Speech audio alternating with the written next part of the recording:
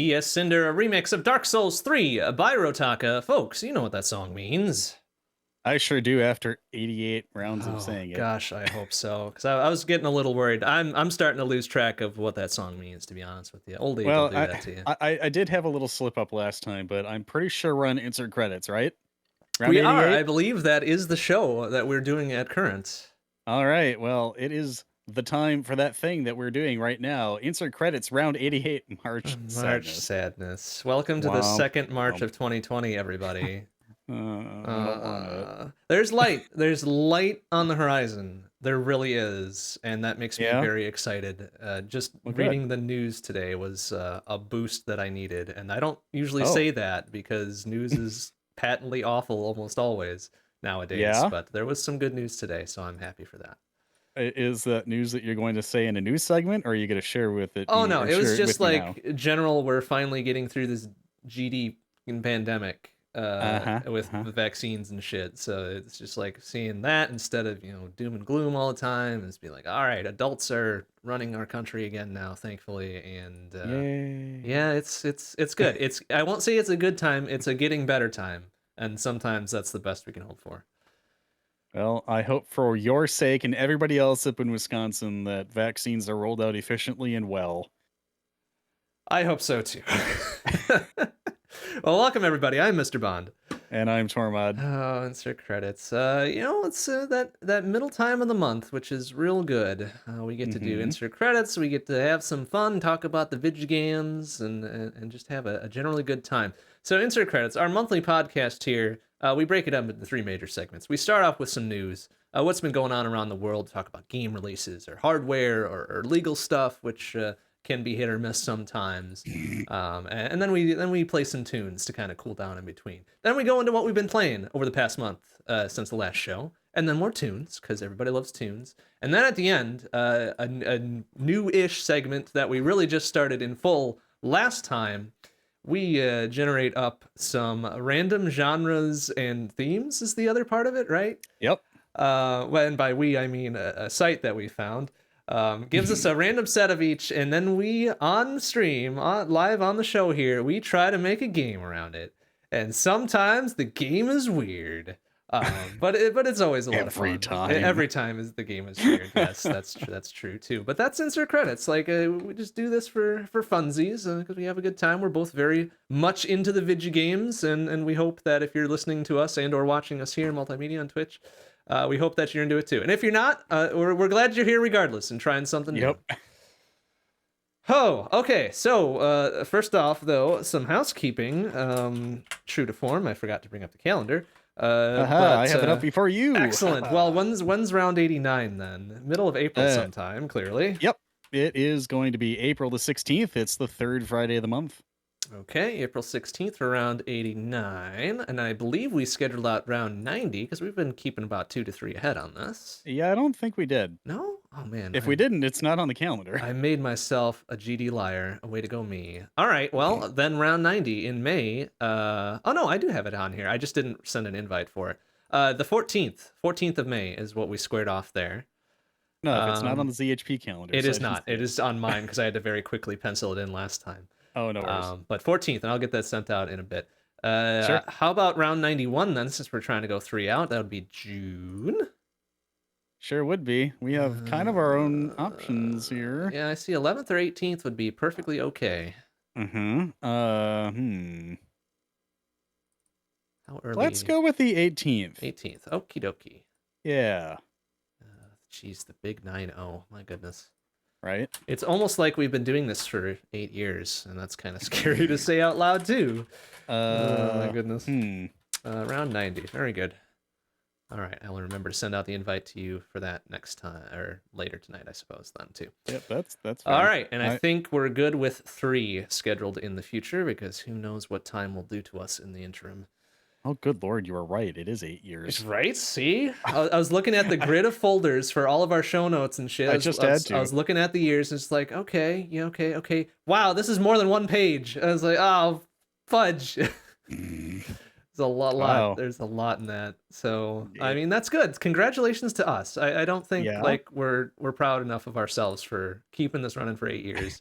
which is a damn long time in internet years, no matter how you slice Sure it. is. So go us. Good job. Good jobs all around. I mean, to be fair, we only started doing it on Twitch like 4 years in, was it? Yes, I believe it's sometime in 2018. Yeah, I'm pretty sure. For the longest time, we were on a combination of Icecast and Liquid Soap, which we still Which we use. still are. That's the Yes. audio only stream that's at listen.zerohour-productions.net, which you will see the link to in the bottom right of the layout here. But Correct. Yes. yeah, if you're ever, on a drive home or something, you don't want to burn through all your data or use the crappy Twitch mobile app and say audio only that'll instantly disconnect you, just tune into that. It's great. It runs in a browser on your phone or It's even a any of your own favorite media players. It's yeah, great. it's a normal ass, streaming MP3. Like if something can't play it, then there's something wrong with your device. I feel pretty confident in blaming it on you, the user, this time, even though I As should. we are wont to do. Well, okay, that concludes housekeeping. How about we get to some news? All right. Boy, howdy. I had to stop looking at news like halfway in since last show again, because there's always so much of it, and you kind of got to pick and choose what's, interesting and exciting, and also have a good balance of stuff. But something that's kind of near and dear to my heart, because I run Linux everywhere, I try to run Linux everywhere, is that MIPS support has been queued for inclusion into the 5.12 Linux kernel to support the Nintendo 64. You can actually run Linux on Nintendo 64, and now this is up for inclusion in the mainline kernel coming up. So that's fun and exciting. I don't think I'll try it. I don't want to break my Nintendo 64 because I do like it and still play it from time to time. But hey, it's interesting and neat that people take the time to do that. Outgoing in that kernel is be some other unsupported architectures to kind of make room for it. Not like room is really a concern, but it's interesting seeing like really old stuff go out the door, and then suddenly this multiple decades old console gets mainline support in the kernel. So it's like, 1996. I know, right? Oh, the fuck. Oh god, my bones just turned to even more dust. Oh well. That's all right. All right. Well, on the legal front, then we've been covering quote unquote the Epic and Apple saga for quite a few months now, and there's more things coming up this month. So, a while ago, shortly after last show, Apple subpoenaed Valve, of all companies, for information on the sales info and various other sundry items about 20,000 games on Steam. To help with their spat with Epic, essentially. And their rationale behind it was, they're looking for competition in online game marketplaces to kind of poke holes in Epic's argument that they're being unfair and anti-competitive or whatever with requiring the payment processors and such. So Valve turned it down, like clearly, like, well, what the heck do we have to do with any of this? You're arguing about mobile stores and mobile game sales, and Steam doesn't do that. Like, they don't sell mobile games or whatever. Yeah, that was a pretty quick no send tweet. Yeah, it was a pretty quick rebuttal from Valve. It's like, nah, F off. So Apple pared it back from 20,000 plus games that they wanted info on to 436. And that sounds more reasonable on its face. There's still the whole question of, well, it's not a mobile store. How is this relevant still? Depending on whose side you fall upon, and it's not, you don't really need to take a side. A judge actually agreed with Apple's subpoena, and they essentially gave a court order to Valve saying, here, we got to enforce the subpoena. Hand over the info on those 436 games. So, like, if you just look at the whole mobile only versus PC, it doesn't make a whole lot of sense. But then again, like, the general overarching concept of being, well, here's a storefront that sells games. Steam and Valve still take a 30% cut of game sales until, X number of sales, and then they take 20% or whatever. We've covered that bit of it a long time ago as well. And that's exactly what Epic is complaining at Apple for, is like, oh, you're taking too much of a cut and you're locking out other payment processors besides Apple Pay or whatever. So it kind of falls into place like, okay, maybe this is a little bit relevant. 20,000 games worth of data relevant? No. 436, okay, more reasonable. Valve, chop, get that data over to Apple. So Valve has now joined the fight, rather unwillingly, but they are now in this as well. Kind of a similar follow-up to this on the Epic side.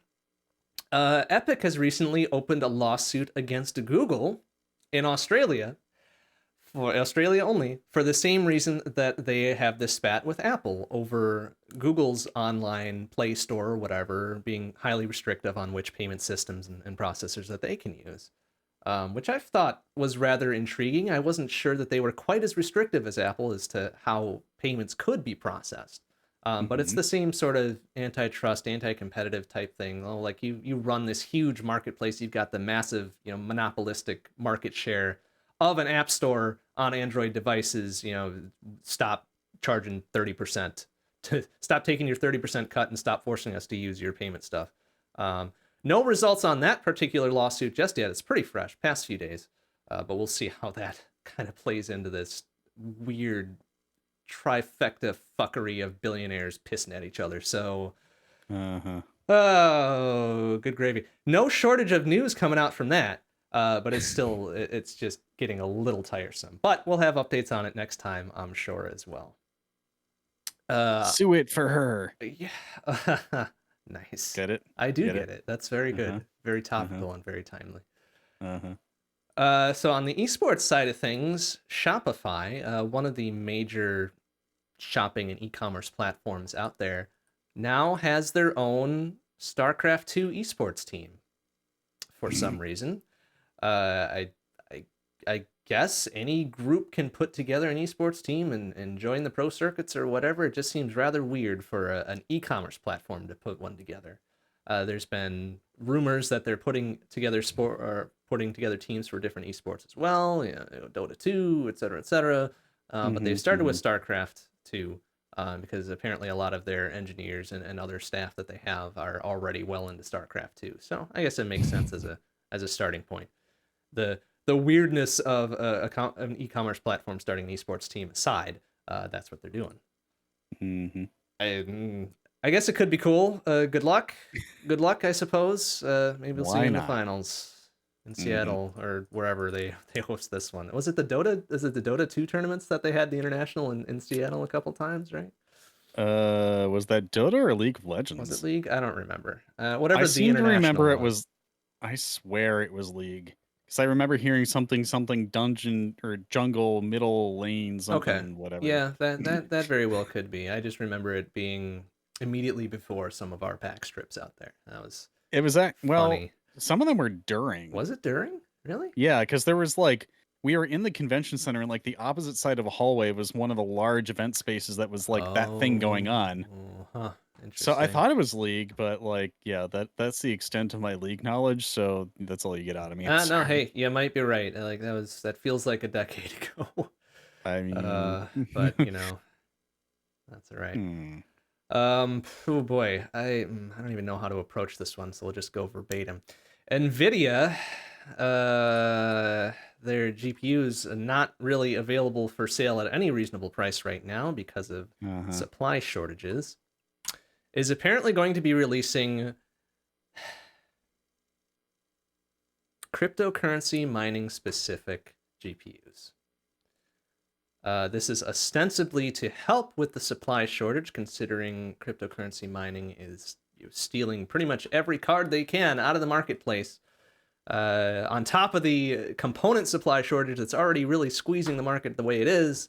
So Nvidia kind of sees the writing on the wall and says, hey, we could make a lot of money from this. And, maybe they're not wrong. Maybe they could. On top of that, they have kind of another prong to this attack in which newer drivers for, I believe, the 3060 and up specifically block out certain coin mining algorithms. The big one that they cite is Ethereum, since that is still pretty effectively mined through a GPU. Mm-hmm. Boy, boy. There's been rumors, unproven still at this point, that blocking of the next drivers, the blocking of the algorithms from the next drivers has already been cracked. No proof of it thus far. The screenshots and kind of the proof of work behind it has already shown, whether on purpose or just somebody capped the wrong thing or whatever, that it was for a different mining algorithm altogether and not Ethereum that the blocker was targeting. So I have a question about this. yeah, I'll try to answer.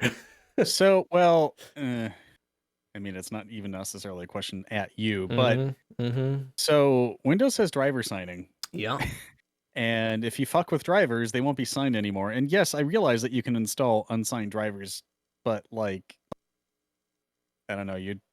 Okay. That's all I have. You would think that there's a lot of stuff behind that. Like they would anticipate that pretty overt level of attack, right? And I would think so. there was a few details about how that worked, and the one that I picked up on was there is some sort of secure handshake between the driver, the BIOS on the card, and some other middle layer in there that needs to happen before Uh-huh. the card will spin up and run to kind of get around that. Uh, if the screenshots and all that is to be believed, they managed to get around it for some other mining algorithm rather. Mhm. So I don't know how strong that particular pipeline happens to be, but I mean they haven't cracked the big one. They haven't cracked the Ethereum block just yet. So we'll see what happens. I I don't know that this is going to be extremely effective at lightening the demand from cryptocurrency miners for GPUs in general, not even just Nvidia, but anything across the board. But we'll see. It's hasn't been released for that long. Drivers have been out there for maybe a week and a half tops. That kind of clamp down on those mining algorithms. So we'll see. We just gotta wait and see, and hope that the supply side of things improves. Because g darn, I'm not really necessarily in the market for a new GPU, but I wouldn't mind buying one. No chance that I'm paying over MSRP for one, but I would really like to at least be looking and see in Uh-huh. stock tick boxes instead of, oh, auto notify me. Which never works. Right, So which does not ever work. I'm looking at you, Newegg. Hmm. They just want you to feel better about yourself. They really do. Well, they failed.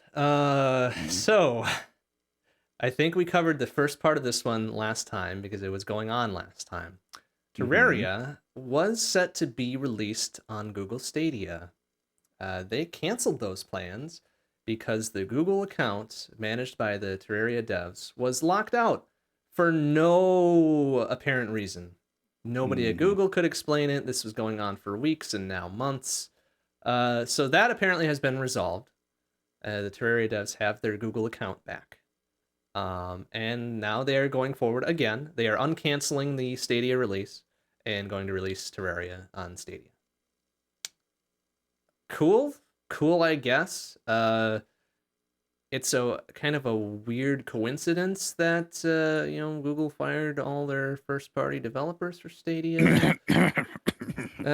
So I don't really. It seems like a waste, but hey, money is money. So good luck. I hope people get to play it on Stadia. I wouldn't personally myself, but good luck. Good luck all the same. So I know we covered this, the opening strains of this, maybe not last time, but the time before. But the Microsoft acquisition of Bethesda is now complete. 20 Bethesda games are planned to be added to Xbox Live Pass. 12 have already been added as of now. Some older stuff, Oblivion, Fallout 4, not Fallout 3, Dishonored Definitive Edition, classic OG Doom from 1993 is on there, as is Doom 2, as is Doom 3 and Doom 64, Elder Scrolls 3 and 4, Morrowind and Oblivion, The Evil Within, Fallout 4, Prey, Wolfenstein The New Order, and Wolfenstein The Old Blood are the 12 that are currently available on Xbox Live Pass from Bethesda. Cool. 8 more coming down the pipe, apparently, at least all that has been announced so far. So we'll see how that goes. I have no opinion on the acquisition of Bethesda. I have some not nice words to say about Bethesda as a whole, DRM. But, cool. A nice neutral topic to cleanse the palate since that was the last item on my list. Fair enough. All right. Well, might as well talk about PAX again because we mentioned it briefly earlier. So we're still stuck in 2020, but they're in the future in 2021, apparently. Wow, time travelers. Right? PAX Australia is set to return in person this year in October. Interesting choice. Mm-hmm. I hope Australia is doing a whole heck of a lot better than the US in handling all this shit. Well, if they're no, I don't even want to know. New Zealand's awfully close, but they're totally different. So, Yes. Yeah. and I have no idea what their numbers are or what they're going to be, but actually, this could be another. So related, I swear. Um, 2 or 3 different furry conventions this year said that they were going to have their events, but legally they have to say that they're going to have their events because their hotel contracts require them to try to have their events. Uh-huh. And if they break the contract, they're out potentially hundreds of thousands of millions, possibly dollars and stuff because contract break.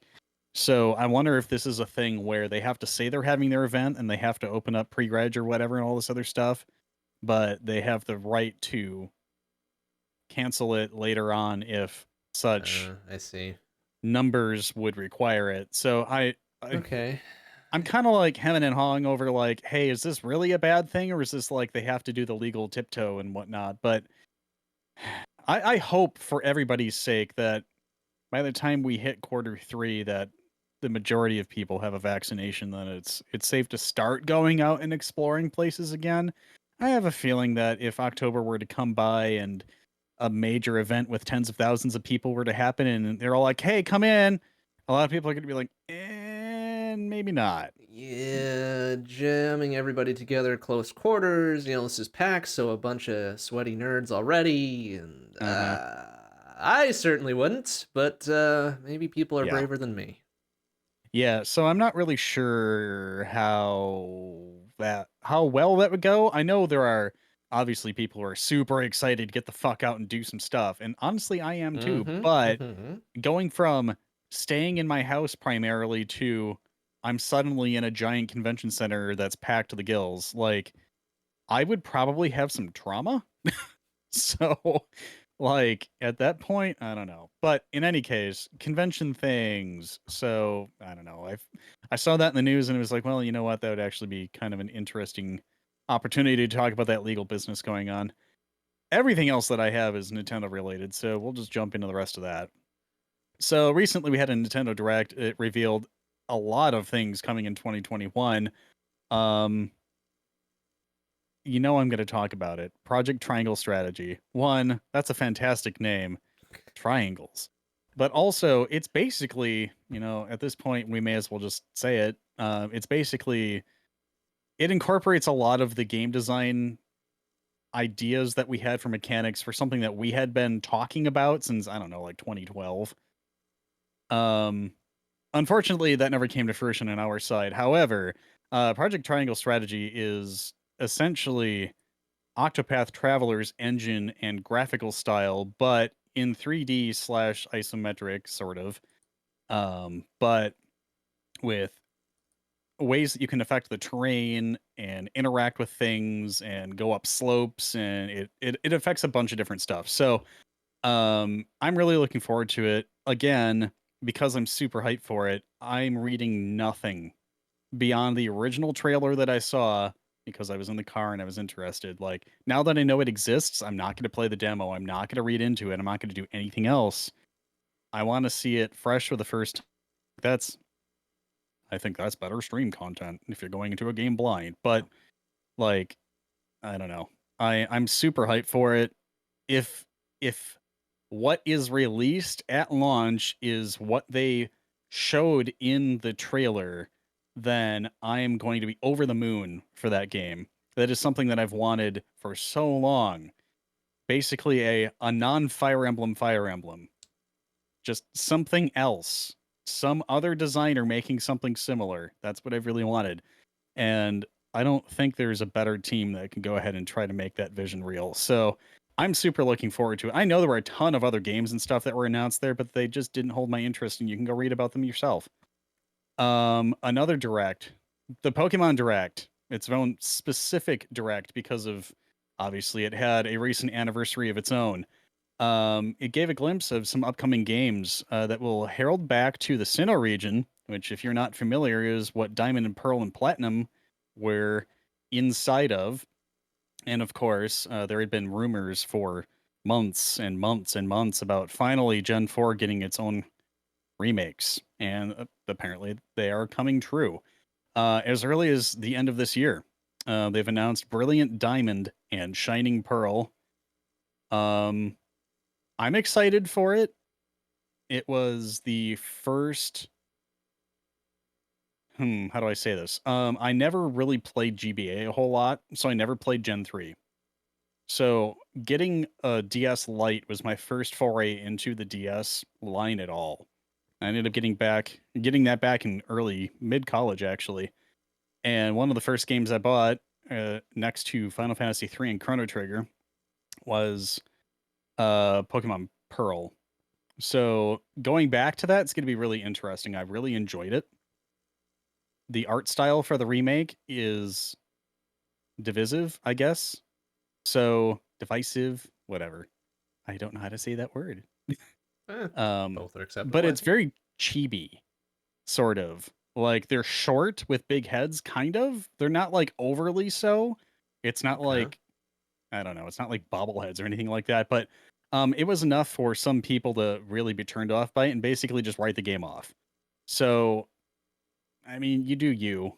I Um, seem to recall that same kind of thing happening with the most recent Switch title, isn't that right? I didn't play Sword or Shield, so I don't Yeah, know. Sword of Shield. I think people were similarly turned off by the graphic style. Maybe not the style as a whole. I think they were expecting a lot better graphics for it.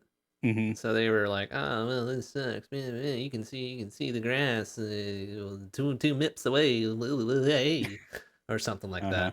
that. Um, but yeah, it sounds pretty par for the course for people to be complaining about a remake's graphics at this point. Yep, exactly. So I'm looking forward to it. I know several people whose favorite generation was Gen 4, so that's really cool. But there was a lot of talk about an open world game happening for the Pokemon series now that the Switch is released. And of course, the Switch has been out for 4 years now. Um, and nothing ever happened. We ended up getting Sword and Shield, and it was kind of, sort of, a little bit 3D, and you had some more stuff, but it wasn't near what people wanted. You didn't get the full Pokedex. You didn't. There's a lot of stuff that people were very upset that they didn't get. Right, right. So now we're staying in Sinnoh. They have a game that's set in the far past called Pokemon Legends Arceus, due in the beginning of 2022. That's what people are basically calling the Pokemon Breath of the Wild. So, interesting things in the trailer. I might play it. Um, it definitely probably checks a lot of boxes for a lot of people who are looking for a game like that. So, hey, I mean, if you haven't seen the trailer yet, somehow haven't heard the announcement, go check it out. Nintendo's been really good about keeping a good playlist of their most recent game uh, trailers and whatnot announcements on their YouTube channel. Go check that out because I mean I think it looks really interesting, and if they give it the attention that they need for this to be a success, then I think it's going to turn out really well. Um, More Switch things though, and it's really interesting how this one's timed. So I will foreshadow me talking about Bravely Default 2 coming up to personal gaming because that's something I've been dumping hours into. But I noticed with this specific game that the texture quality was really good. Like, why is it so good? You when the enemies get close to you, it's actually super detailed. You can tell very there was a lot of care that went into like the light maps and things like that, the normalization and things. And I'm like, that's not something we've seen in Switch titles before this. Not anything that I've really noticed. But they intentionally made their camera angles in some of these cutscenes really show things off. And what's interesting about Bravely Default 2 is released this month is that all of the characters, when you give them asterisks, which basically teaches them or allows them to use a job, their costume changes not to one that's generic for all four characters, but they each get their own individual version of them. And they're all super detailed. They all look really good. And again, the textures are amazing. So I had to start thinking because we have a lot of really, really high profile games that are coming out at the end of the year and the beginning of 2022. We have some games coming out now where the fidelity is so much higher than we're used to. And now this comes in an alleged Nintendo Switch hardware refresh. Allegedly due, again, allegedly, in late 2021 that will incorporate a 720p OLED screen, which will, of course, help with battery life Hmm. and also support 4K output through the dock. I see this being plausible. We had a mid generation refresh of the 3DS. It maintained compatibility with older version 3DS games. Only new 3DS games would be able to be played on the new 3DS. There were some that supported acceleration, but there were some games that were specifically only compatible with the new hardware. Right. Yeah. That could be a thing. It was about this time in the 3DS's lifespan, throughout its life cycle, that that hardware revision was announced and released. And we're now 4 years in with the Switch. We did get a minor bump last year where they started using a different Tegra chipset, but they intentionally kept it clocked the same. So realistically, you only saw battery life improvements. And I will say the battery life improvements are significant. But there's certainly a possibility of them moving to an entirely more efficient architecture. There's obviously lots that's changed in the last even 2 years in terms of NVIDIA's SoCs and whatnot. They don't even have to necessarily stay with Tegra. I mean, a lot of ARM intercompatibility is a thing. A lot of companies are starting to make their own ARM chips and the what. So I think it's plausible, and I would be excited to see it. I would probably buy it, hands down. The Switch is the console I play. I have a PS5. I have an Xbox, whatever it's called. Um, I haven't really turned them on more than once.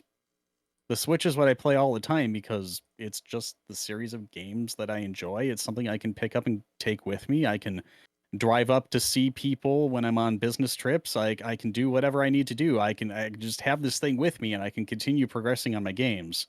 It's got online functionality. It has all of these quality of life things that just non-portable consoles don't have.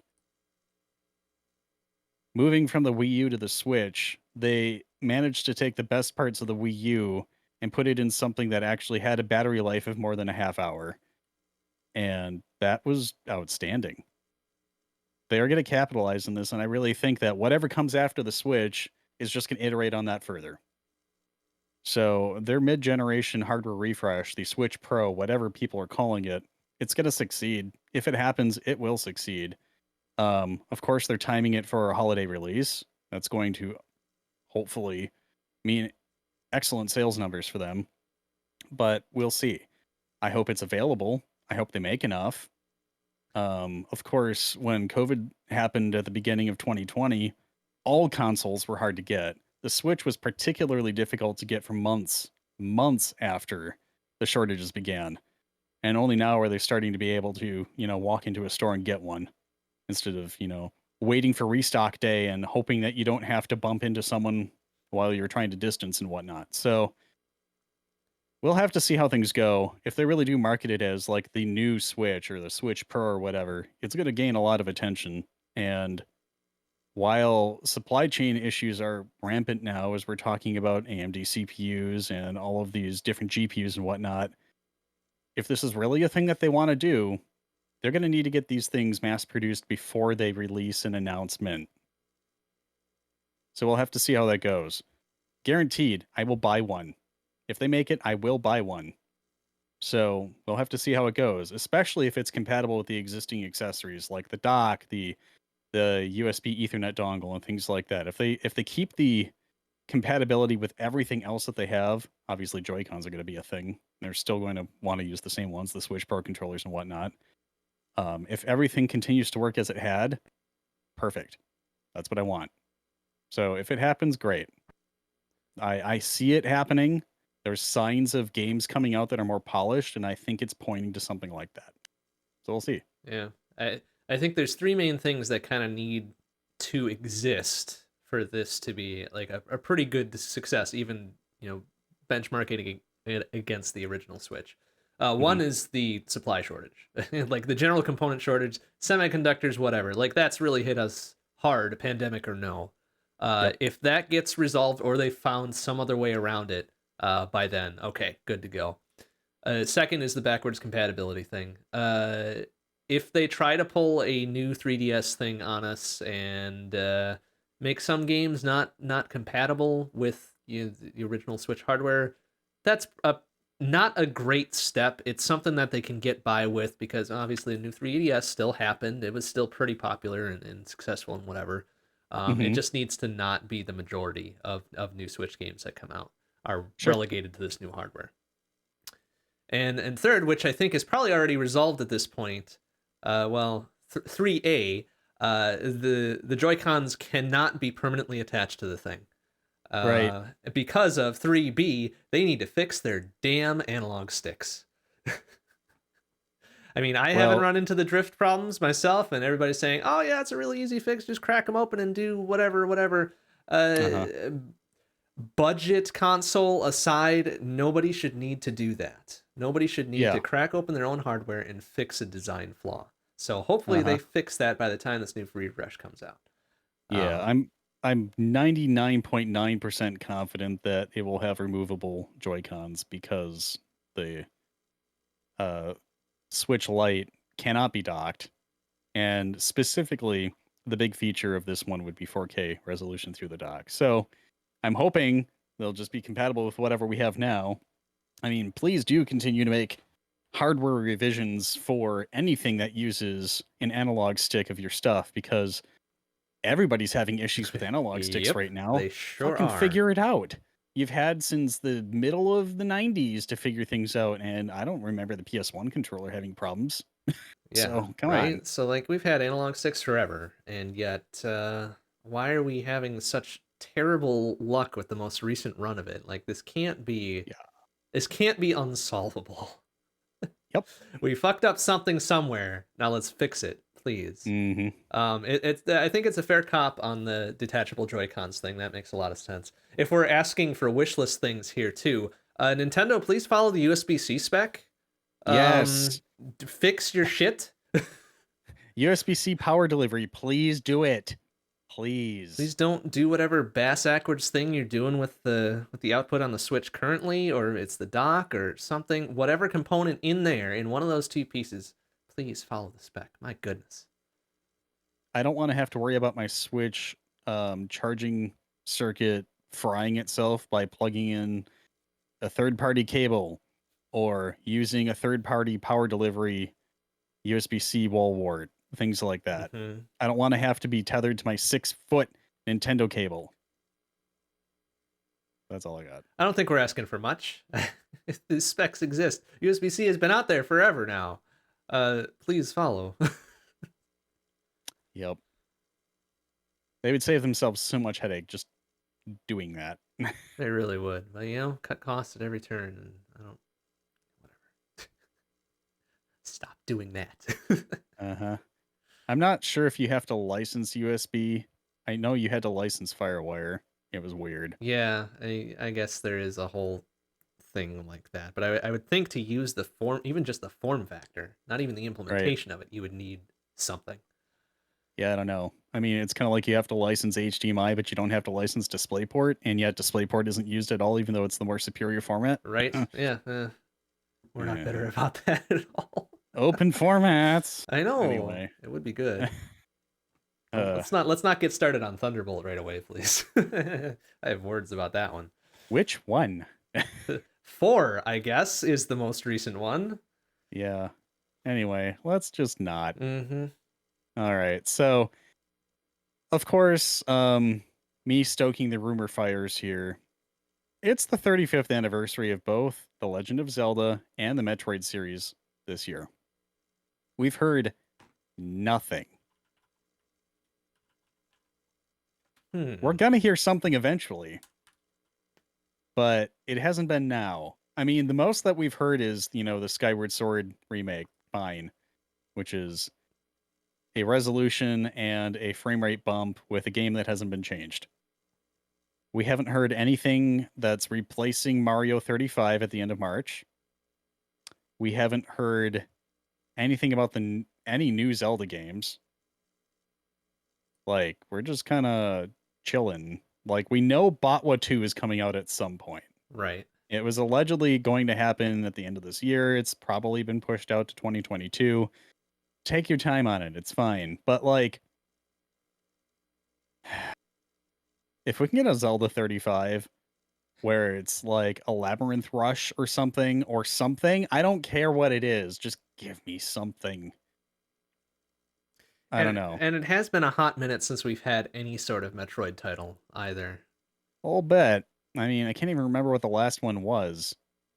I mean, we had some remakes. We have a 3DS title that still hasn't shipped. I guess I'm pretty sure the closest console one would be Other M, and the closest handheld would be, well, handheld, mobile, whatever, would be Federation Force. Neither of which were extremely well received, shall we say. Yeah, okay. So it was Samus Returns on 3DS. Oh, right. They pulled down AM2R for that. Yep. Mm-hmm.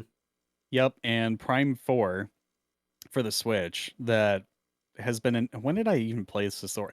I placed this order on June 15th of 2017, the day that game was announced. It's 5 years later. Okay, I was about to say it hasn't come out yet, has it? Like, how did we miss this? If so, but yeah, you're no, right. it hasn't. It's not there yet. Amazon just has a placeholder release date of the end of 2022. So fudge. Yeah, I know these things have been out here so long that I still had a 15% off discount for Amazon when ordering new games from them. Like, I know just behind the door, Star Fox is ringing the doorbell and saying, "Hey, remember me?" And then F-Zero is pulling up behind them saying, "Hey, remember me?" Because we haven't seen any of those new titles for a damn long time either. Oh boy, it's a crime that we haven't gotten any good other than Mario Kart racing games that are first party. Right. Come on, like I was terrible at F-Zero, but like everything about it's really good. It is really a good series. I love it. Release some Mario Kart DLC while you're at it. Come on, we've had 8 since when did the frickin' Wii U release come out? It's been I don't know, like 6 years. 7 years now. 6 or 7. Like, come on. Kart 8. I don't want the stupid AR thing. I want new tracks or the ability for people to make their own custom tracks or something like that. Just do something at this goddamn time. God, 2014. Hey, EI, how you doing? 2014 for the OG Mario Kart 8 release. So it has been 7 years. 7-ish years. Going on 8. Good lord. Yep. Phew. Like, hey, if they want to drop Isabelle into there again, I'd be okay with that. As another DLC, but Isabelle's already in Mario Kart. She is, I know. That was the joke. I was gonna say, what do you want? 2 of them? Hey, you know. Or Doom Guy. Get Doom Guy in there too. Why not? Oh, Jesus. All right, let's just make the entire Smush cast into Mario Kart whatever. Look, hey, that's what Mario Kart 8 was starting to turn into, to be honest. Like, they were throwing all the Koopa kids in there, and then they had Link and Isabelle and Inklings, and it's like, come on, all right, really? All right, Smush Racing, great. Perfect. To be fair, those 3 things were initially DLC. Yes. Yeah. Pretty sure. So, Nintendo, we know you can do it. Like, you want more money? Here. Here's how you make more money. Well, actually, like, hey, if you think you could have supply chain issues, release DLC for a game that everybody loves. You don't have to ship anything new. And you just have to release it on the eShop. They are still doing the whole Smush Fighter Packs thing, so yeah, that's true. They're listening in one regard. They've got so many other titles that they could extend this to, and people would throw more money at them. Like, you have some of the biggest fan bases with the oldest members who have money, who are just like, give. It's like, let me commission something. I don't know. Anyway, enough rambling from me. Is that the extent of our news then? Can we listen to some jams while we I think we should. Here? All right, very good. A little bit. All right, let's get some stuff going here. Forgotten Palace by Rebecca E. Tripp from Final Fantasy Adventure And then The Retired Hero by Gamer of the Winds and Samathis from Suikoden 2, ending with Jamrock Dash by Mackie from Boulder Dash.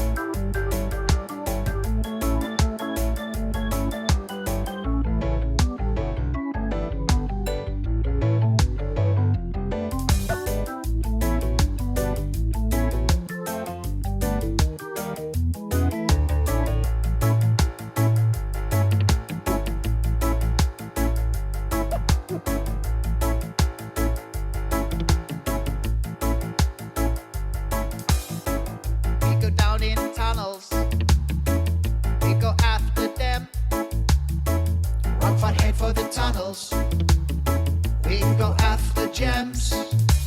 Boulder Dash. Boulder Dash. Boulder Dash. Boulder Dash.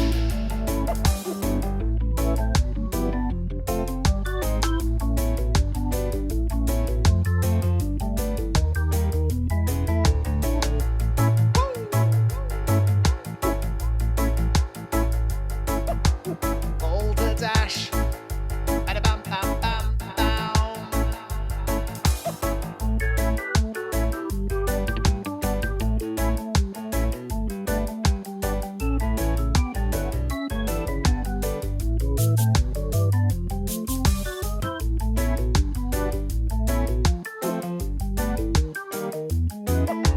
Boulder Dash. Ba-da-bum, bum, bum, bow. Boulder Dash. Ba-da-bum, bum, bum, bow.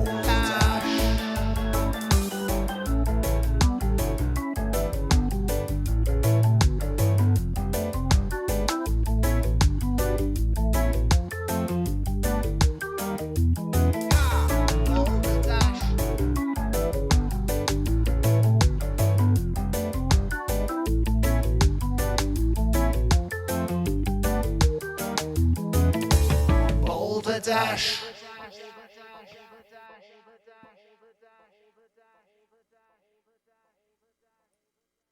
So despite the current state of the world being as it is still a March 2020, just the second one, I feel like we've been getting better, at least taking some time out to play some games. So it looks like we've both got some healthy lists going on this time. Yeah. Yeah, for once. Good. Good. Glad to hear it. Well, I'll go first this time. How about that? So, I don't quite have as long a list as last time because there weren't quite as many tiny or shorter games that I've been playing on stream. But I did manage to get entirely through Hard Reset Redux. This is a first-person shooter that was originally released in 2011 as simply Hard Reset. And then they came along and did a little spit shine, changed a few things, made the UX a little bit better, spiffied up the graphics some, and re-released as Hard Reset Redux in 2016. So still, 4 or 5-ish years old. So aged in the year of our deity, the internet, still. But a very, very, very good and very competent FPS game, if I do say so myself. And I was really excited about it because it had been a real hot minute since I'd played like a real FPS. Like FPS's first-person shooters hold a pretty strong place in my heart. It's what I grew up playing, for better or worse, being very violent or whatever. But they always it was always great for me. It's like high action, sometimes pretty twitchy, sometimes very considered, but good stuff all the way around. So there's some nostalgia at play in this too. But Hard Reset Redux itself is very competently made. The one gripe I have about it, as a whole, looking back on it now since I've completed it, is that it ended very suddenly. I think. It feels like perhaps maybe they ran out of money, so they had to really quickly tie up the story behind it, and that just kind of ended the game. So it felt like there should have been more at the end of it, and there just wasn't, which is a shame because the game itself is very competently done, very very fun to play.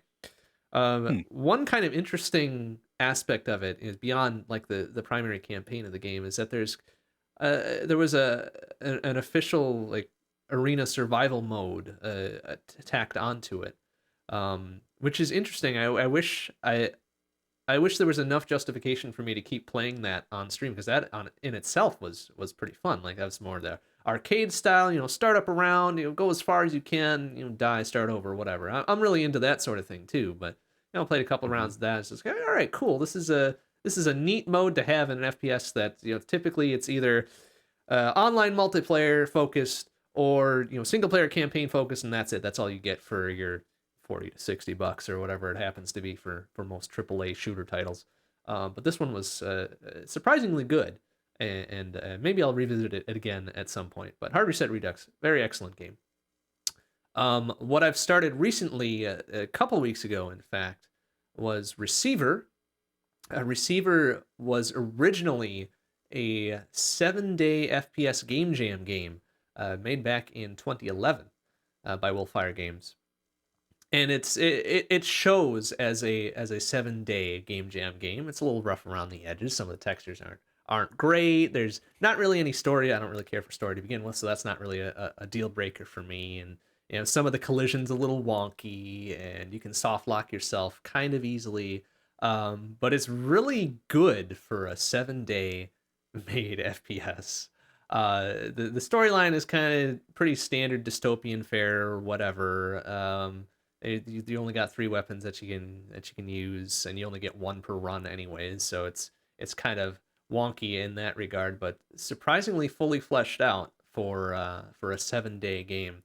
After that, I moved immediately into the sequel, Receiver 2. This is a full game, patterned exactly off of Receiver 1, released in 2020. So pretty recent still. Very much sticks to the core of what Receiver introduced. It's the same kind of dystopian storyline, just more padded out a little bit. Many more weapons. Unfortunately, I've run into a few weird crash issues with it, as well as kind of this long-running, almost like a memory leak that essentially forces me to close it out and restart every 40 minutes on the dot.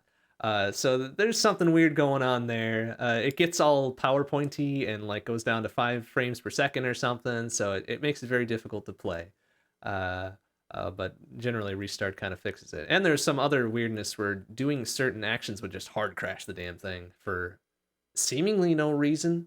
Have picked up on a couple troubleshooting threads, so hopefully that'll be resolved the next time I get to stream the game, which is it's extremely fun.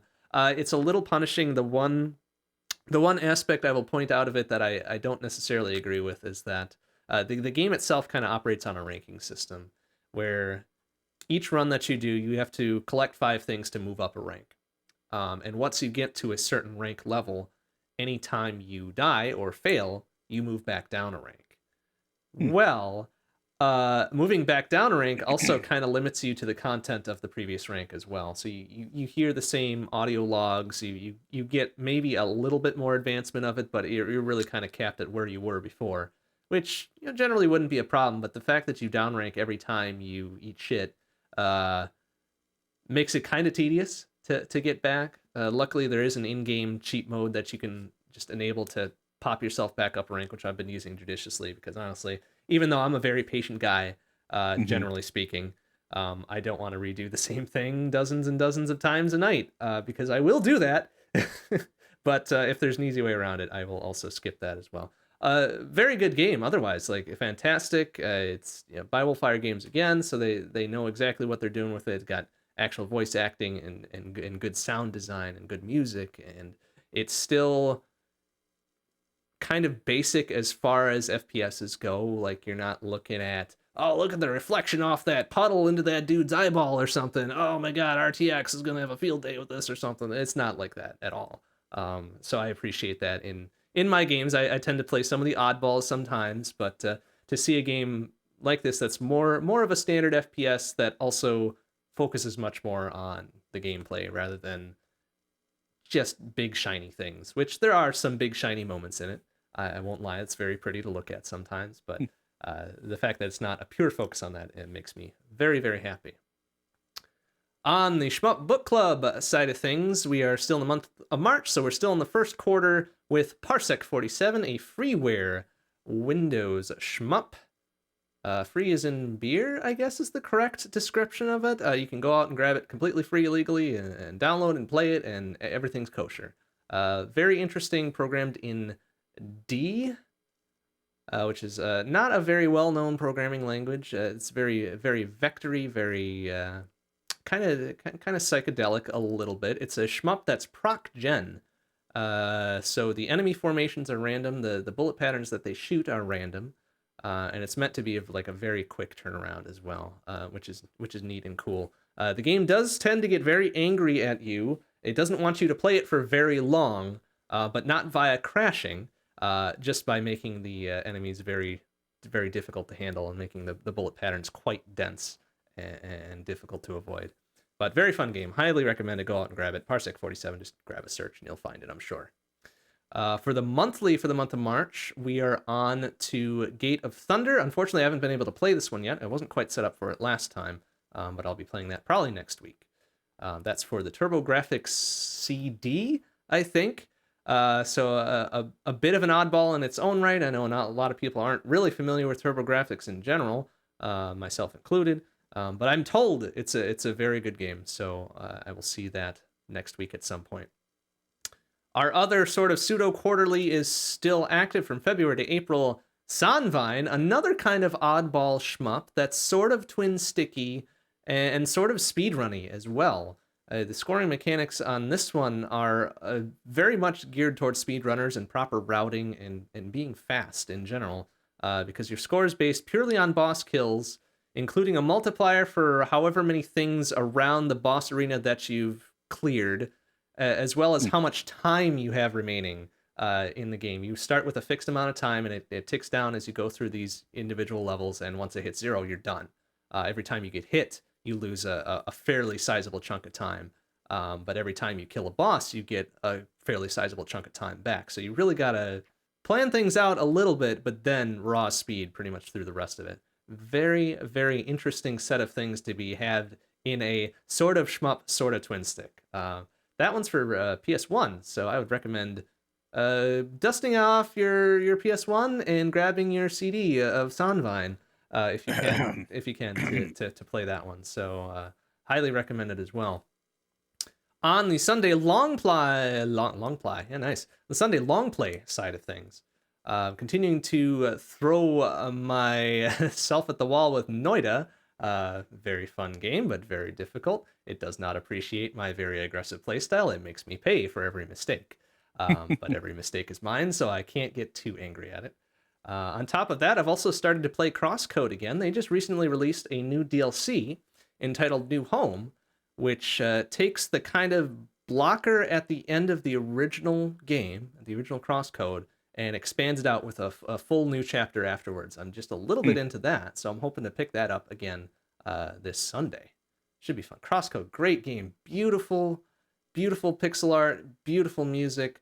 Kind of a weird isometric view to it, but you get used to it. And everything else just kind of flows from there. It's a real good game. I really enjoy it. Saturday grab bags, I did play an LTTP rando, normal open mode, key sanity, enemy rando, full boss shuffle with rando crystal counts. I guess this was last week or the week before.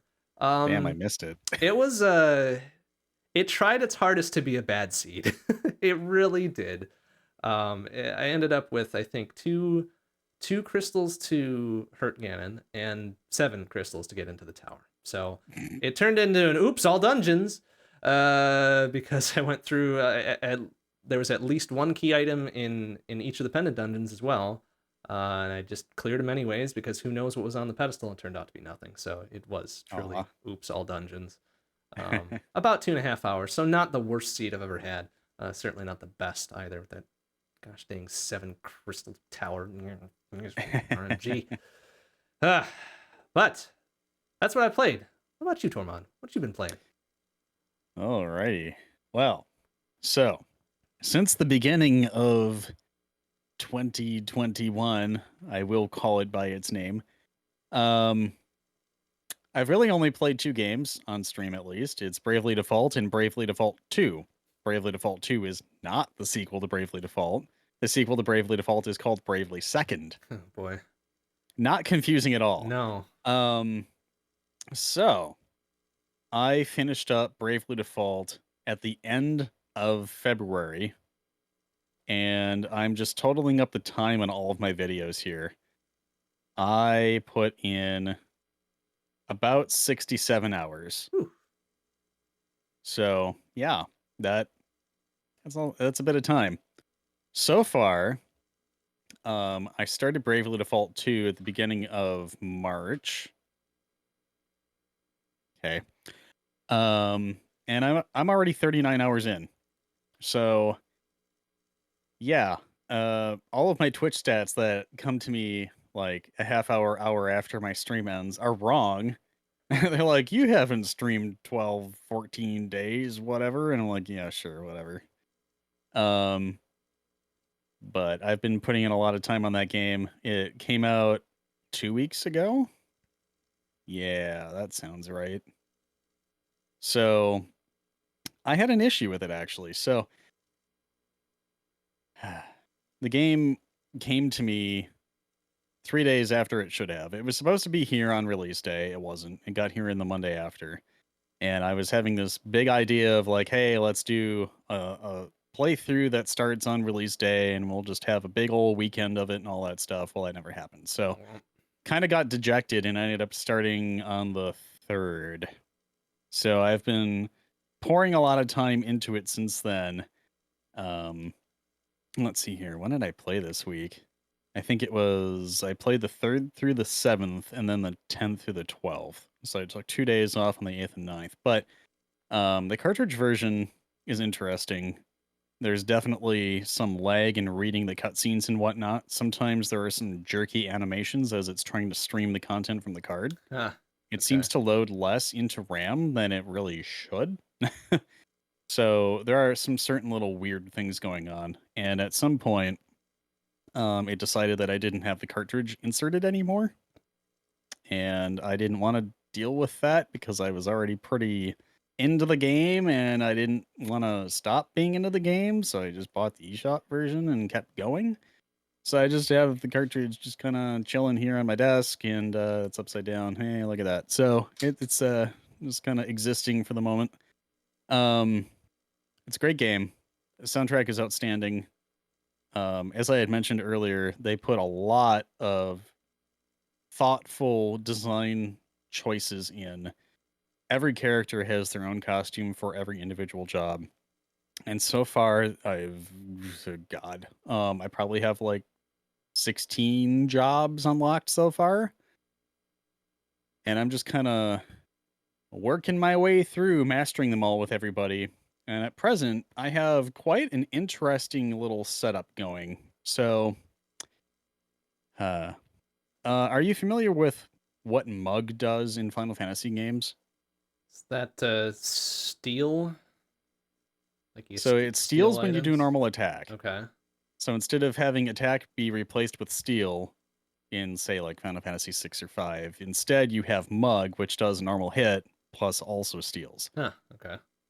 So in the Berserker class, one of its final things that it can learn is an ability called Indiscriminate Rage, which is you use the normal attack command and it attacks all enemies on the screen with the same power as an individual attack, but it puts your turn back further.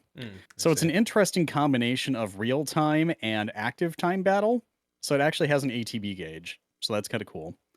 So it puts your turn back a little bit. I have Mug in addition to that. So every time you hit somebody, there's a chance for Mug to proc, so you can steal from every enemy on the screen at the same time.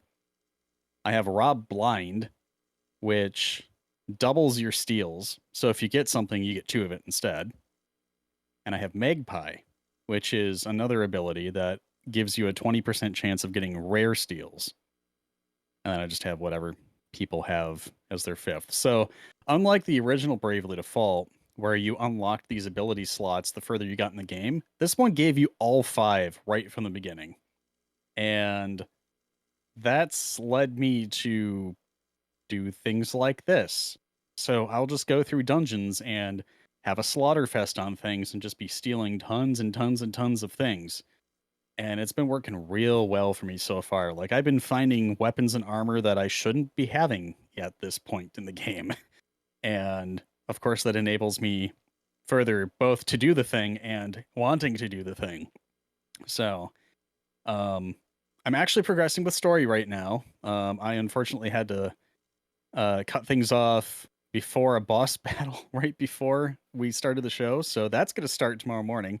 If you're interested, drop a follow. I'm going to be starting around 9 a.m., I think. But Bravely Default 2, overall, a gorgeous game. It's presented very well. The graphics and audio are outstanding. I will say one of the biggest quality differences, not even quality of life really, so much like the Tales of Symphonia series, you have a lot of talking heads and like reactions that are kind of static and they like have the little head boxes moving around on the screen as they talk and stuff. So they have the same thing going on with this. But in the cutscenes where they actually like have moving people and talking and stuff, the facial expressions are actually super realistic and expressive, and it's reflected in the voice actor's presentation of the dialogue. Like, you can hear some slight hesitation with things occasionally and incredulity and things like that that I just have not heard in RPG dialogue. Like a lot of the classic games, you never got voiceovers. You just got text boxes and people would have their little dots in there to imply a pause and things like that. But I have to say, the performance of the dialogue, the script of this game so far has been on point. It's easily the best voice acting I've heard in a game, I think, at all. So they took a lot of care for detail in this game, and I think it's going to do real well. It still sits at version 1.0. It sorely needs some patching for just minor things. One quality of life regression between BD2 and the first Bravely Default is if you braved too many times. Now I'll explain very briefly what it means. So you have an option to brave 3 times in a turn, up to 3 times, if you have the points to do it, which will allow you to do 4 actions in a single turn. But you spend points to do that. You can only act again once your points return to at least 0. So you can always take a deficit, but you have to be at least at 0. If you default, it adds a point, but you basically take a defensive stance until your turn comes back. So there used to be a thing where you would push a trigger button, or in the menu you'd say brave, however many times you want to do it. You can do it up to 3 times. And if you decided, oh, actually I don't want to take that many braves at once, you could say end turn, and it would just give you your 1 point back and it would keep going. This game took that away. So if you got 3 commands in, decided you didn't want to do the 4th, you had to back out of all of the commands, brave twice, go put the commands back in again, and then end your turn. It seems like a really pointless regression, and honestly, it's really annoying. So that's the one thing I noticed that I really don't like that they changed. But almost everything else that they did, quality of life wise, and performance wise, and attention to detail, everything, it's just outstanding. So I highly recommend the game. Um, I think if you're into turn-based RPGs, this is the best option you've had in years. So I would highly recommend it. It plays well in handheld mode. It's outstanding on dock. It performs so much better with the eShop version, though, so buy that. At least until they figure out what they're going to do with patching it and whatnot, to put more of the files on the Switch. I don't know. But get the eShop version. That's my recommendation for that. So that was my very brief review of that game. It's still ongoing. I am just about 40 hours in. I'm going to be dumping 9 to 12 hours in it tomorrow. If you're interested in what it looks like and how I've just busted it, feel free to stop by. Otherwise, I've been playing a co-op game lately, which multiplayer stuff I generally prefer it to be co-op. I've been playing a game with Vlad called Summer Catchers. It is an indie game that was released, I think, also on PC, but it performs very well on Switch. Beautiful pixel art, some interesting music, interesting mechanics. Basically, the story is you are a girl who has never seen the ocean, and she wants to see the ocean, and she has to traverse from like inland all the way out to where the beach and stuff is. And so you go through all these different terrain, and you have to drive your way through. It's a thing where you have a car and you're driving on a path and you meet certain obstacles and you have to use an appropriate item to get past the obstacle without taking too much damage for your car, or else you break down. It's a cute little concept. You can do co-op. It's something where you can turn on co-op and turn it off anytime in the game that you want, outside of, actually doing the race thing. Um, it's pretty cute. The story's great. You can kind of tell that English was not the first language of the person who wrote the dialogue, or at least this localization of it. But it's not jarring. It's actually kind of charming. Um, a lot of really good art, great dialogue. I mean, it's a cute game. It's not too expensive. I think it was $20 on the eShop. I highly recommend it. There's a demo of it. You can play it for free. I think you get through the first area of the game without having to pay. You'll get an idea of what the game's all about. So I really recommend it. It's called Summer Catchers. Go check it out. And beyond that, I played Tetris 99 a little bit, just a very brief bit. I'm still terrible at the game. It's guideline. I hate it. I'm really, really, really sad that I can't play Tetris 99 with a joystick. My fight stick, the USB version, works with the console, but it does not allow me to rebind buttons Oof. like normal Switch controller does. So instead of having my counterclockwise, clockwise, and then having another button for counterclockwise, I can't do that. So you can only have two different rotate buttons. And the piece spawns in at a different rotation than I'm used to. And of course, it has a different set of rotation rules. EI is very familiar with this. It's the same that Puyo uses. I can play it. It's just, I tried different input methods. I tried using Joy-Cons. I tried using a single Joy-Con. I tried, obviously, the fight stick. And of course, the Pro Controller. And unfortunately, I actually had to settle on the Pro Controller with its terrible D-pad. That's another thing. Like, after all these years, figure out D-pads. Like, don't make diagonal inputs a thing. Just stop. I'm done. In any case, I'm attempting to learn how to play that game at a somewhat competent level because I'm so used to stacking and downstacking, to play quickly and trying to play TGM and things like that. I'm bad at the game. My strategy is terrible. Yeah, I don't know. I want to like it. I want to get better at it. It's just totally different. I'm not used to holding pieces. I'm not used to hard drops and all that sorts of stuff. So I'm getting used to it. At some point, I'm going to put more time into it. But we'll have to see how things go. Of course, I played a little bit of Tetris the Grandmaster. Not very much. I wasn't that great. One thing I forgot to put on here. I actually did play TGM 3 while I was up in Wisconsin. That turned out okay. Of course, I played on classic rule because the Eureka rotate system is by far superior, and I did okay. I would play that again. If I ever got a Taito Type X, I would absolutely play it. But yeah, I need to eventually, at least on my own time, play some TGM to stay somewhat fresh on it because I can tell that my skill has regressed a lot. My PB is still S6, and people who have started playing well after me, who have played off and on, are above my skill level, and of course that makes me a little salty, but also happy for them. But like, why am I not getting better? It's frustrating. So I need to force myself to play it more, and we'll see how things go with that. But yeah, I've been dumping all my time into JRPGs again. Who knew? And I will continue to do so. That is going to be a big part of tomorrow, and I have no idea how long this game is. I know there are 4 crystals to rescue, and I am attempting to get a third, but I know there's more overworld past where these areas are, so it's probably longer than I think. And you have 16 jobs already, and you're expecting probably another full 16 if you're 2 crystals in, right? It kind of looks like there's going to be 2 rows. I've started the second row, so I'm guessing there's going to be like 24 or 26 or something like that. Okay. I feel like I'm going to be getting 2 or 3 more soon based on the costumes of the characters that we've been seeing in the dialogue and bad stuff happening and story progressing. So we're probably going to get another handful of them tomorrow in gameplay, but I don't really know for sure. So good game. You should watch it for a little bit, see if you enjoy it, go buy it on the eShop. There.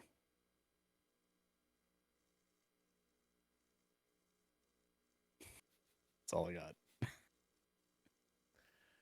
You liking JRPGs, it's a shock. I'm speechless. I know. Would never have expected.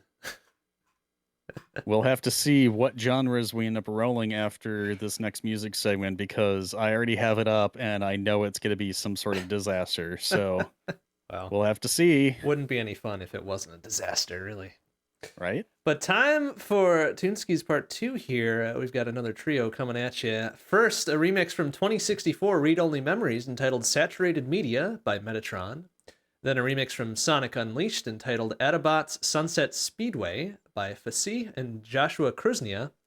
then finally, a remix from Digimon World entitled Fat 32 at Night by Ruben Spears and Kane White.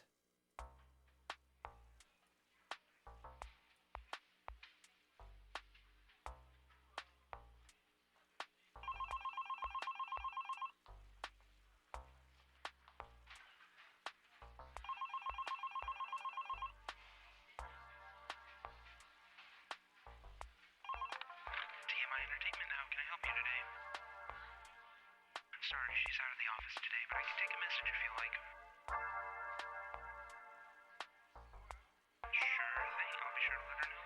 And can I get a name, please? Alright, thank you very much, Terry. Have a nice day. TMI Entertainment, how can I help you today?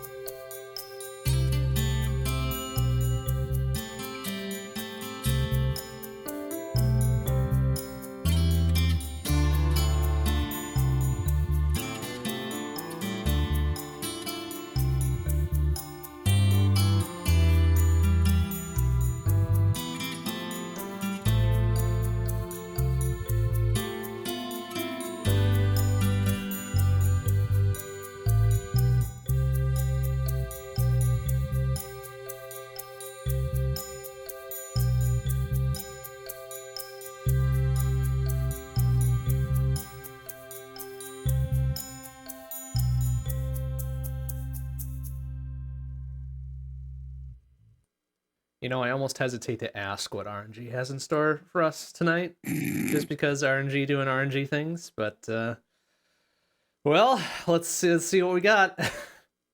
Okay, well, just like last time, we can mulligan a Yeah. couple times. Yeah, we but you can. can't go back. You ready? Yeah.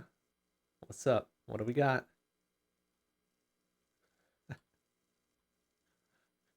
Your game has 3 genres and 1 theme. Okay. The numbers sound charitable, but Well. genre number 1, painting.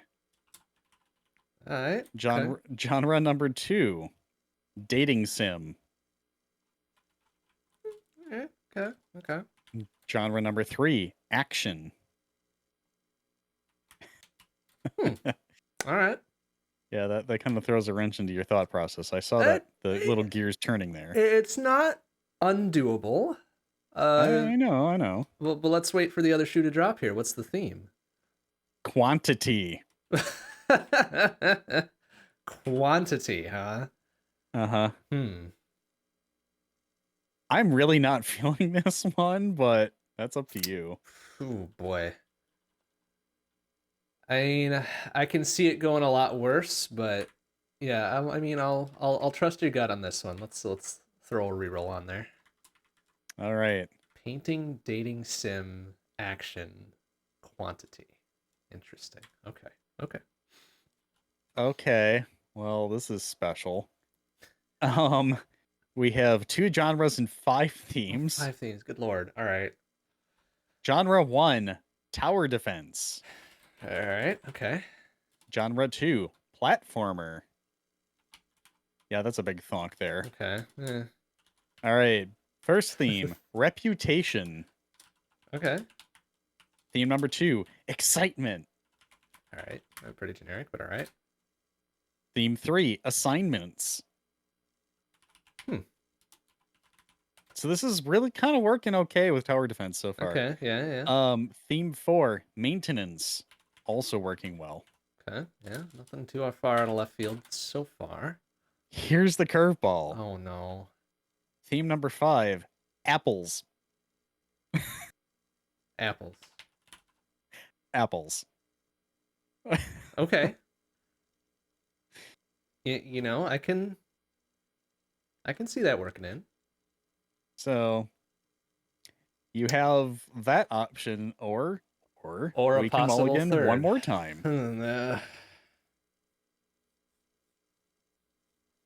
And it's hard to commit to the mulligan on this one because I think this set works.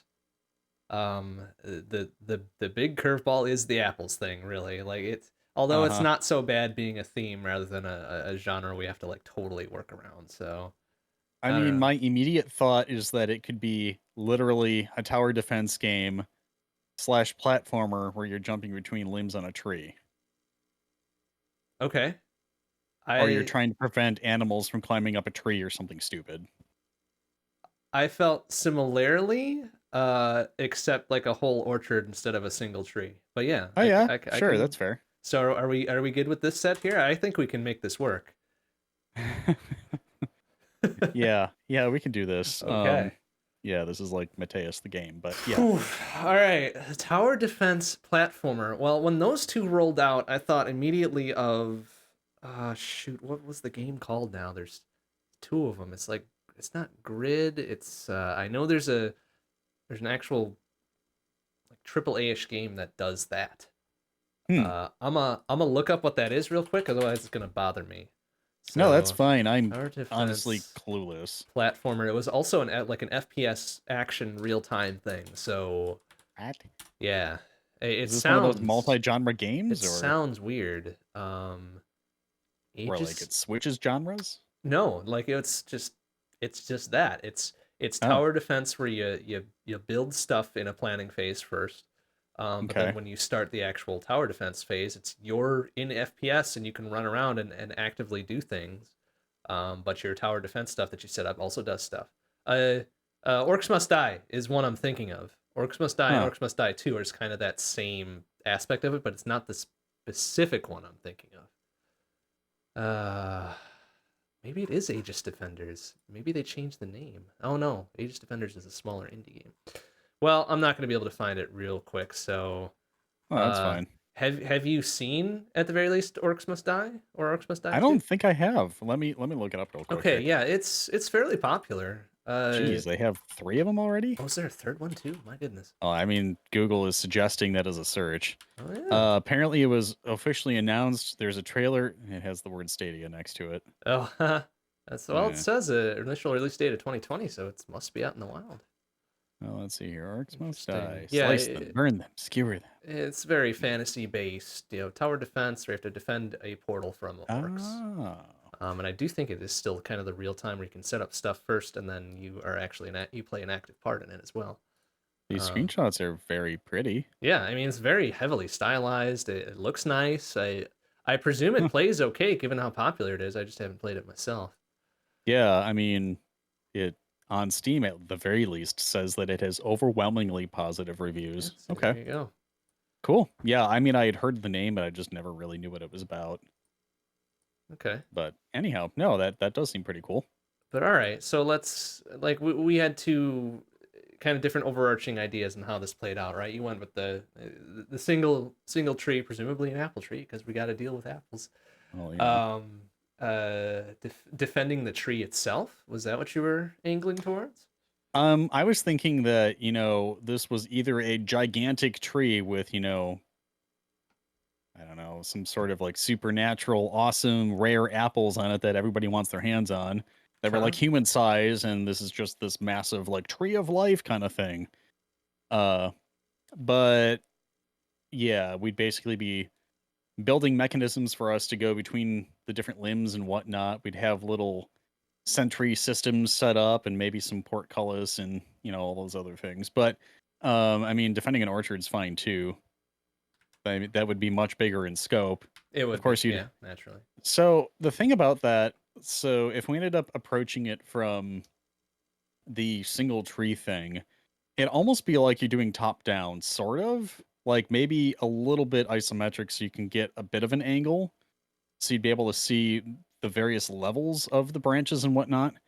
Whereas if you were doing a tower defense across a row of trees or a grid or some such, you'd almost be forced to do it kind of top down. Yeah, So you'd yeah. want to have to see everything at the same time.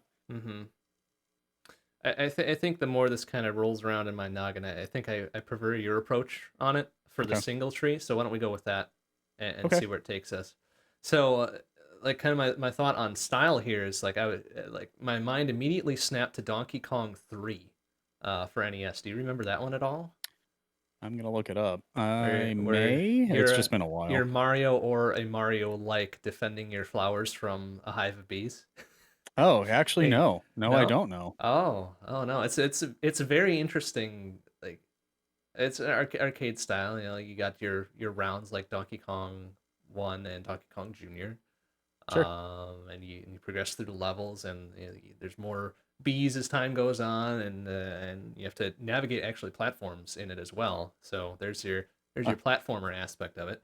So cool. I think we can borrow certain aspects of that and defend our tree, our apple tree, Yeah, from sure. threats from the ground and threats from the air too. I think it's probably fair to say, like in advanced levels, you gotta deal with multiple pronged attacks and stuff like that.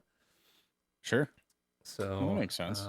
how does that translate to like a graphic style though? Um, So probably 2D. It sounds like, right? I think spinning this into 3D space would be a little barfy. um, hmm. I'm just not very keen on 3D platformers sometimes. No. Like Oh it's God. really Yeah, hit and miss. especially if you're running on things that, can curve and stuff. Yeah. Yeah, I totally get you. Um, what perspective are you thinking of? I was thinking of just straight up side on, like you have the Okay. cross section of the tree, you got the branches horizontally out or whatever, and they narrows you as you go higher up or whatever. Um, So I kind of thought of it from a top down where you would have a trigger where you can go between the layers to see what's going on. oh, I see. Okay. So that you would be forced to it would allow you. You'd have more granular detail, but you would have to go between the layers to try to manage things. There could be a gauge on whatever side of the screen or on top or whatever that would have like the layer numbers, and then it would have like a threat level or something. So you would have like a visual indicator of maybe, hey, there's something that's going to be happening on this layer. You should be tabbing over to it or whatever. I was thinking of something like that. Um, Are you thinking still ha- a side view type thing then with that? Just so more focused?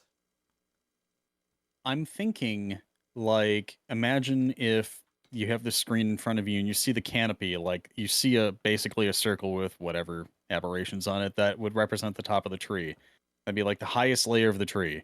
And then you're looking top down. So if you want to I be see. like, Okay. that's layer 5. If you want to see layer 4, you see the very topmost limbs on the tree. You'd be able to see like your planning offices or whatever you would have up there. It's the most secure area of the tree. You have like your most the thing you're trying to defend up there, like your plans and things like that. So you'd be able to switch between these like cutouts of layers. Like imagine it's like an onion. You're just like taking off one slice at a time, being able to see what's there. I see. And then kind of zooming in, down, hmm whatever as you go. Okay. Yeah, that's Okay. kind of what I'm envisioning. I get you. 2D top down, focus on one layer at a time. Put layer in quotes because I'm sure we'll know what that means later. Yeah, I mean, you can. Actually, that would build itself in well to difficulty levels and things like that too. So certain trees would have more levels before anything really bad happened. Fewer levels or having more levels with more things spread between them would raise the difficulty. Right. Or So we could Hmm. have Okay. we can have it not we can have it not be proc gen for once if we want. Where we have a discrete set of levels like, hey, you've successfully defended against this invasion. You move on to level 2 and it's a little different, but it has some different items on different limbs that might add a layer to it, that kind of thing. That would be kind of unique as well because we'd be able to add mechanics as we go along. So the player would have opportunities to learn what certain things do, certain new equipment that you can place down as a reward for having passed previous levels and things like that. Yeah, I think I kind of prefer that instead of our, just free for all proc gen everything. Aw. I know. You gotta For do something once. different every now and again. Yes, I agree. Yeah. I agree. Okay. Let's jump to players. My thought was this could be like one to many. Yeah. I think at least given the style that I see in my head, 4 would probably be the most. And we would have to consider split screen if we wanted to go between layers. I would want to think of some graceful way for the screen to change its layout based on, like, say, if everybody were on the same layer, then just have one big screen. Okay, yeah, I get you. But we'd have to do some sort of graceful layout change so we would be able to still focus on things where we were, but add more available space for people to keep track of what they're doing. So here's a complexity for complexity's sake thing that we could do with this is start throwing second, third, fourth screens in here, right? Like here's the main game running on console or PC, connected TV or whatever.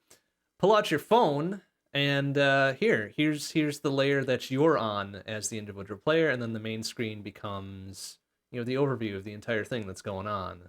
It zooms in on hotspots, does highlights of shit that's going on, and yeah. So what if we forced multiplayer to essentially behave like ad hoc racing does on Mario Kart 8, where you see your own screen on your own Switch? Okay. Or something like that. Yeah, I wasn't aware that was how that worked. Interesting. Okay.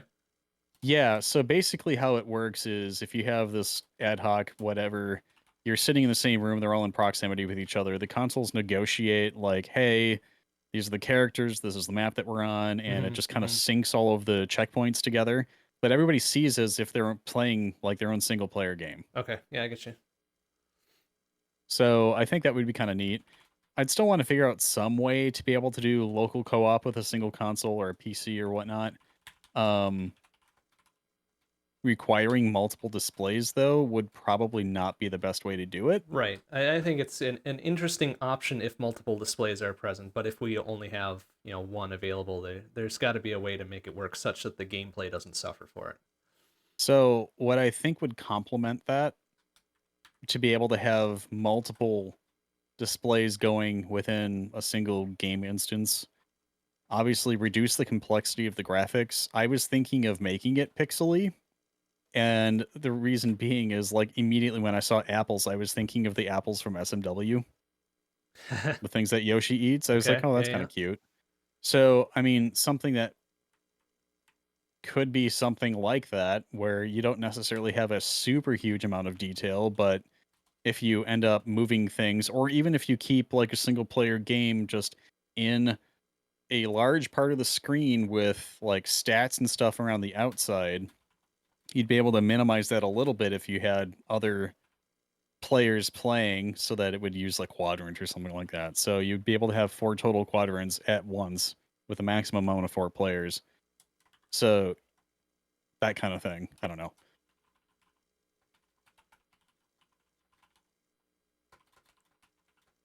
Actually, we could treat it kind of like how Mario Kart 64 does 1 to 4 players.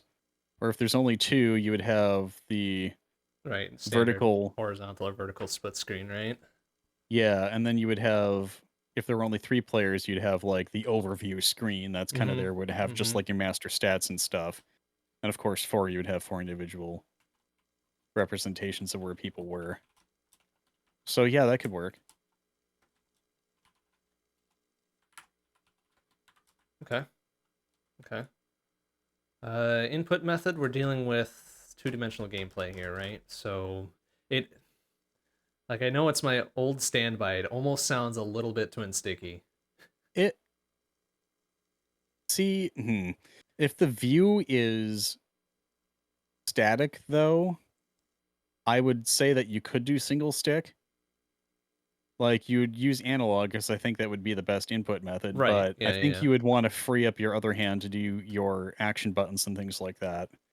Like to be able to open a menu and quickly choose an implement or an axe or whatever the Right. case. Yeah. I think where the twin stick comes in my mind is if we are doing kind of like the players are active in the action in the action sequence of it.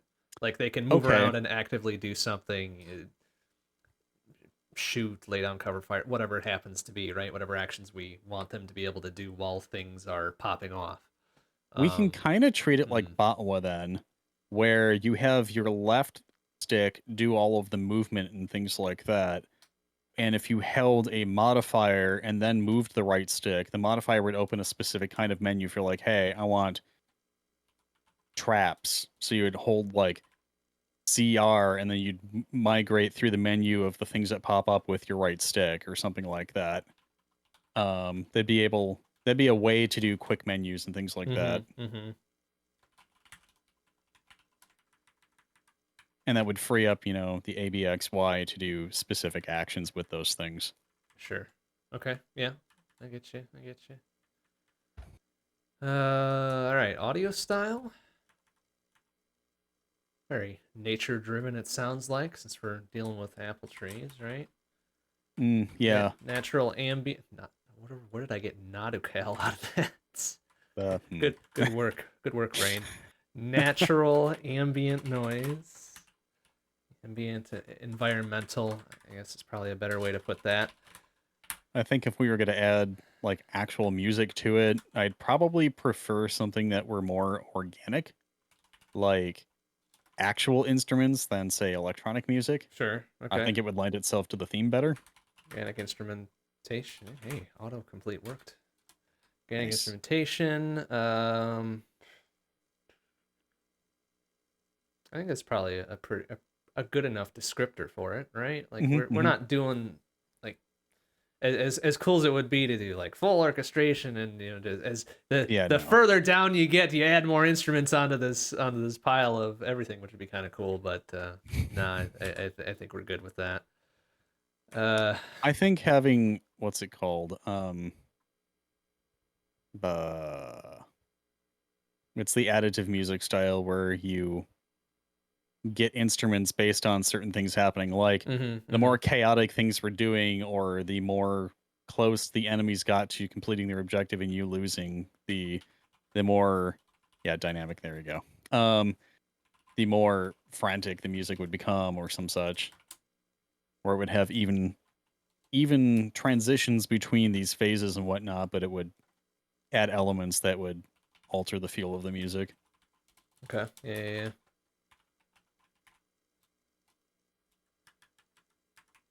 Okay. Well, I penned in a quick story based on what we got here. Defend the last remaining mega tree against pests, both ground and airborne. Sounds fair. It's like, I know you're more into story stuff, and I It's ain't. fine. And I ain't. But honestly, if we're doing tower defense, like, how much can we really do with it? I mean, the kind of thing that I had in mind for this is it would be a quick game that people could load up on the couch and just like get into, and it'd be super obvious what the objective was, and quick to learn and all that other stuff. Like there'd be like a little tutorial if you wanted to, and it would have the little info boxes pop up saying, "Hey, place this here, push A, otherwise you can't continue," and things like that. So you'd at least learn what the basic tools and stuff were. But beyond that, it's just a sit down. Here's the level, play it. And I don't see why you couldn't do something like a randomized challenge mode or something like that, where it's like, okay, we have 4 players, let's have a challenge, and it just makes a random event for you. You can do that, but I mean, I think you could do a story mode, or like complete all the levels in order that are static. That'd be kind of like a speed run mode, I guess. Cough, cough, but yeah. Okay. Yeah. I think that works pretty well for a hook, though. Quick pick up and play with however many players you got handy at the time. Yep.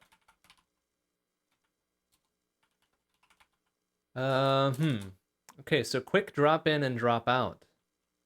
I wonder. Yeah, I can see that working. So that could be something like dynamic difficulty, perhaps. Right. Yeah. Players enter and leave whenever. Difficulty adjusts on the fly. Really. I can see that being a speedrun tactic. Like, you start with 1 player and quickly have 3 people join and just clobber. Yeah, that'd be kind of funny.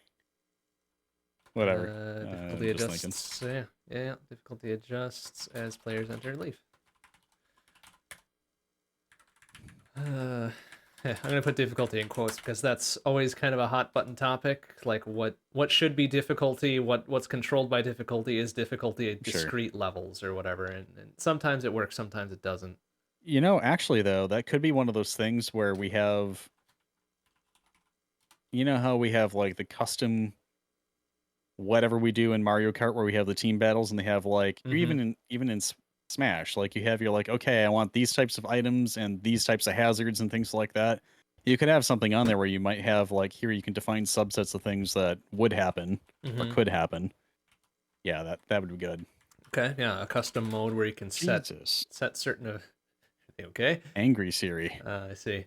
I have no idea how that happened, but custom mode where you can to enable, disable certain events.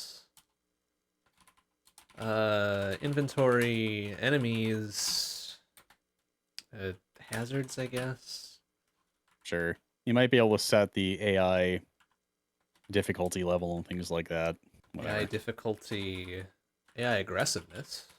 Sure. Etc. Yep. Okay, inventory. Well, let's see. We're defending a tree and we're moving between layers.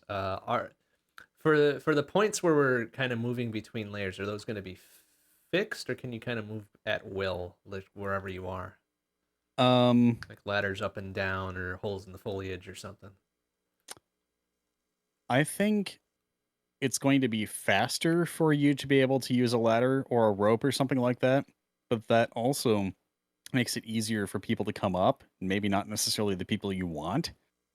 So being able to jump down onto a limb or something like that would be advantageous, but of course you'd Have to Okay. take your time climbing back up if you needed to. And or have a ladder or a rope handy to do so, right? Sure, yeah. You might want like a hook and rope or something like that to be able to climb back up. Something that ultimately would be reusable by you too. Or you'll probably want to have a strategy where the more people you just have people stay on their layers and make it intentionally difficult to go back up again. Okay. Like you could if you had to, but it would take you time. I'll put some of this under mechanics because it sounds like we're getting into that too. Sure.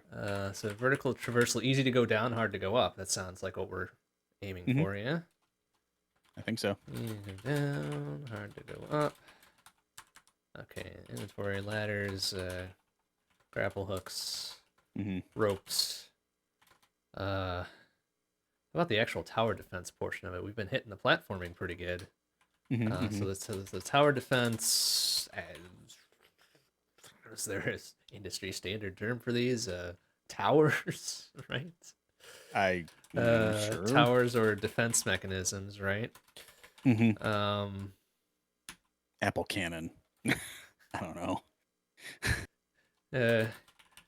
Cannons, turrets. What's some more tree themed ones we can slam in there? Well, I was thinking of like your leaf- turrets could fire seeds Leaf or fans and leaf blowers. Love it. Leaf blowers is that's much better. I know why I went with fans.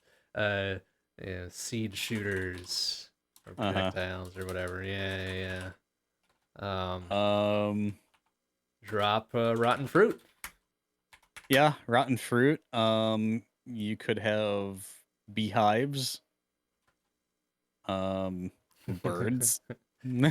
Ally with local Insects. creatures. Yeah. Yeah, exactly. Yeah. Birds, insects, etc. Okay.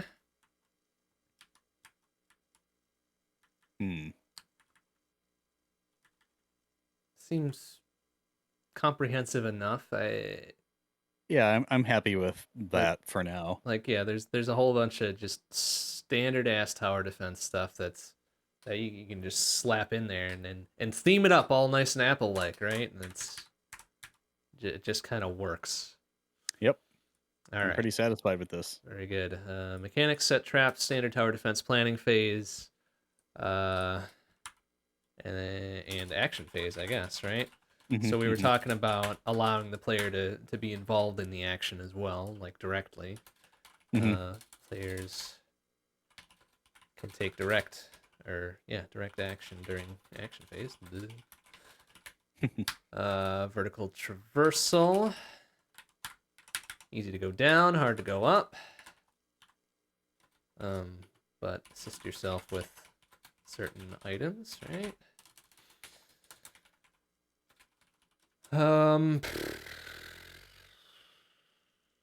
It's not really many more mechanics I think we should shove in there if we want this to be, quick pick up and go, quick to understand without a 2-hour tutorial or something. Like most folks know what tower defense is or could be taught it in a very short amount of time. So yep, I'm satisfied with what we got here. The closer we stick to those two main things, the planning and the action, is probably good, better. And the objective, well, defend the tree. Defend the tree. Don't get more simple than that. Yeah. Okay. That's about it. And then we're left with the title, which is always the hardest part. Or dear. the easiest, depending on how shitposty you want to get with it, right? Yeah, I'm pretty good at shitposting.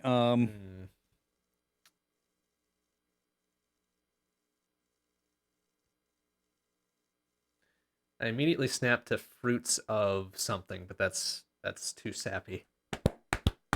I'm not very proud of myself for that one. No, that's fine. I was trying to come up with a bark pun. Bark to the future. No. That's silly. Joan of Bark. Joan of Bark. Wow, that's pretty good. Yeah.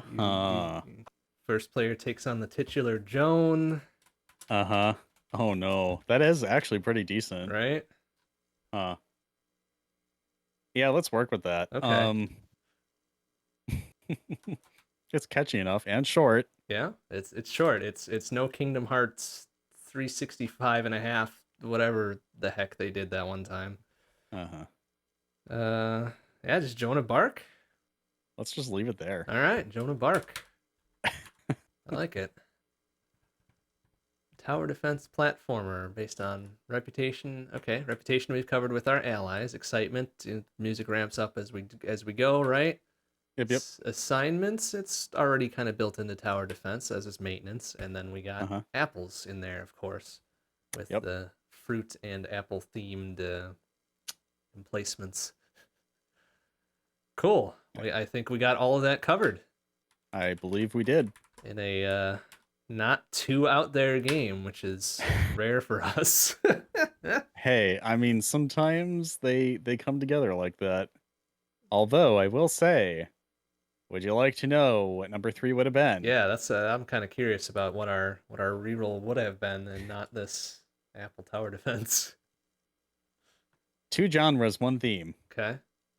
Genre 1, maze. Genre 2, typing. Theme, manufacturers. That would have been really boring. That's kind of boring. Yeah. Cool. We made the right choice. We GG. did. We probably still could have rolled with whatever the first one was, although that might have been a little bit tougher. Yeah. But no, I'm more pleased with what we made with that. Yes. Yeah, I will agree. I think correct calls all the way around for this. All right. Well, that was our nice little ad hoc here for the final segment here. We're 3 for 3 on these, I think. We've turned out some real good ones. Yeah, I agree. I see no issue with continuing this along as if we were doing another evaluation of it or whatever. Excellent. But yeah, and we wrapped up pretty well on time. I like that. I like that a lot. Mhm. So we're coming to the end of insert credits round 88 here. Anything further we need to impart to lovely folks out there? Otherwise, our next one is coming up on April whatever. I already forget. Good job. Yeah, I know, right? It's April On 16th. April 16th, right, for 89. Yeah. So a bit over a month away. So yeah, the only thing I've got is if you want to see Bravely Default 2 in action, I'm going to be streaming it most of tomorrow. So my channel, of course, is twitch.tv/TormodWolf. Check the game out. Yeah, it's going to be a good time. All right, very good. Well, thank you very much for hanging out with us, everybody, whether listening, watching, or both. I'm MrBond. I'm Tormod. We'll leave you with our typical closing track, a remix from Mario Kart Wii entitled Wind in Your Hair by Overclocked University. Good night, everybody. Ciao.